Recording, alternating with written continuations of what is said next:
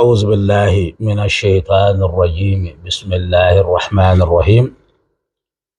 اللهم صل على محمد وآل محمد وسلم. السلام عليكم يا جماعة المسلمين والمسلمات. عندنا بارينا ندل مساتوي مسا من بي ندان دي الله وقفة أمبو مسا بين دي هنا لكشي ako chaya dane kunka noy Muhammad bin Abdullahi sallallahu alaihi wasallama anaka sudu sanu anima ma sunaka tugo alaka rabbana fanit nya zati alaka hina bala alaka ya fabema o amena fayda di fayda minna nafaka bon kosobe nim parfay o ba fonni mako kafi parfen koro bado ma adejam o datugula nin tikele men ninde a premier ombe mindo o ameni parfait don fen chamanga maybe amena di fen fla kan yorola o fen folo o e ambal mado ko amma o ko bolla wariti sigi na ko ngo jange bala ka soro parce que niami ko atisigo ko bala ka soro doko ni war fara nyon ko chuo tanken ni amaba o ti kura soro o ameni nde don ala doni gindo chamon me amina kuma ninde ka mami be ni bolla war tisgi e bolla war bi yereke wati be ibalaka dabal kuratige to kadaka kuma dola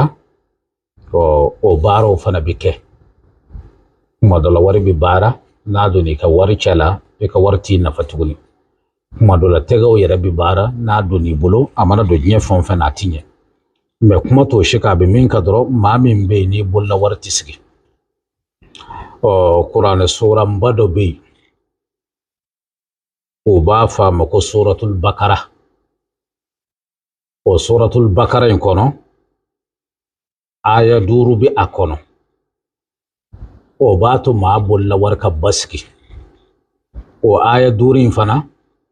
amina fen faka femin nafaka bo me ambadam ni bolo wari ka saka baska ambadam ni o yefolo o qur'ana ayayi amba fa ba'da a'udhu billahi minash shaitanir rajim bismillahir rahmanir rahim o ba fa min baqiliha wa qissaiha wa fumiha wa adasiha wa basaliha aya durudo me ayayi abi ko chamanke men wati na mi minka amina di ni bolla wari ka saka baski watman saraka ma minka bolla warti baski ebi min baqliha wa qissaiha wa fumiha wa adasiha wa basaliha ne ta don ni ya medron a fo kalambo yo bayor ni qur'ane ko no babo ni bi sebe sibirido ni harfu kelon kele ebi jija e basbe shegi harfu kelon kele e basbe shegi otma iba na shi fara nyogon ka ta na shi fitini ibe kafi ibe odonyini ibe odonin toni nashina o ni odonin toni nashina o min la nyini ne do kosobe na kan kekete amba foti ibe soroka bogoda wolo nyini do ko dengana wolo furada chile wala ma gifnya koro chile ibe jija ka morso de nduru nyina ala o morso kelon kele ibi ayen shi kilingilin bla beka bogoda walo kele bi min bakiliha wa qissaiha wa fumiha wa adasiha wa basaliha ina fo harfu kil aya kilon kele ibo sebe bogoda walo kelenka qur'ana adada nyon ka chugumi iba kete fotle duru ka dafa wat malila sa dugu jawoje ibi kelente babla sharbona wal magaji sa fe faka bli na blina ibi doshin wal makwera ka jigin duguma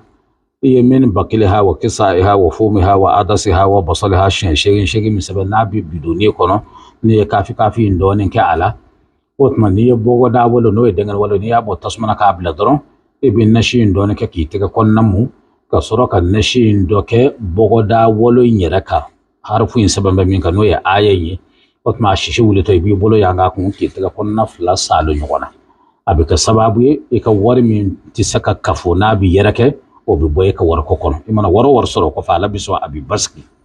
o ni saraka bogoda kete shi kele ka da nyon ko fotle duru otma o bogoda ko bani otma nashi to min to dugu yoje e ba ke ki i bolo kono na bemu angara ngodi ni ke ala bi so bi nafa soro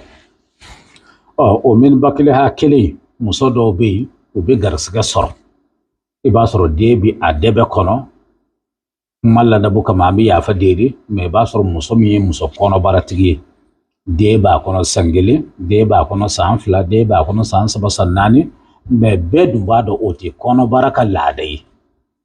o ba fo ma bamanangana ina fo kono mi ngengira nya ko kachade o kono bara sangelen sanfla sansaba sannani de ba tigi kono ayra ba do ale la joledo garsiga bala me de masaka wolo ibi se sebene kala nyana mama ibene aya njirala meni siraka ni sebene kala ba sebe abida akere de ka ina fo ki nongoma ka kala mushu dawala ka sebe mini bakili ha otma asigilaka aba sebe wa qissa iha abi wuli ka sonzoro aba sebe wa fumiha otma aba biri abi asebe wa adasiha abi wuli ka tle aba sebe wa basaliha korofoka famude ibi nongoma ibi asebe ibi isigilaka ibi asebe ibi sonzoro ibi asebe ibi biri ibi kalamushu ibirile ibi asebe ibi wuli ki tle ibi duru na asebe muso min be na kono dara san fila san saba san naani parce que kalo kono ndo sangilo bɛɛ bɛ se ka kɛ mɛ n'a donna kalo tan ni fila tan ni saba san fila san saba naani dɔrɔn i b'a sɔrɔ ko dɔ bi duguma o tuma muso min be yen ni ale kɔnɔ gengelen don nasi in bi di a ma ale b'i da sɛbɛn de bi kɛ position min na nasi bi min o position na a b'i da k'i nɔngɔma a bi nasi in da la a bi dɔɔni min a b'i sigi a sigila kan a bi dɔɔni min a b'i sɔnsoro a bi dɔɔni min a b'i biri a bi dɔɔni min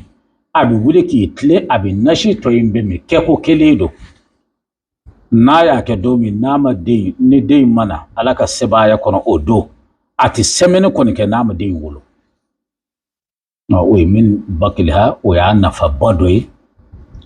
an b'a ɲini ala fɛ ala k'a kɛ nafa ni barika ni hɔrɔma ye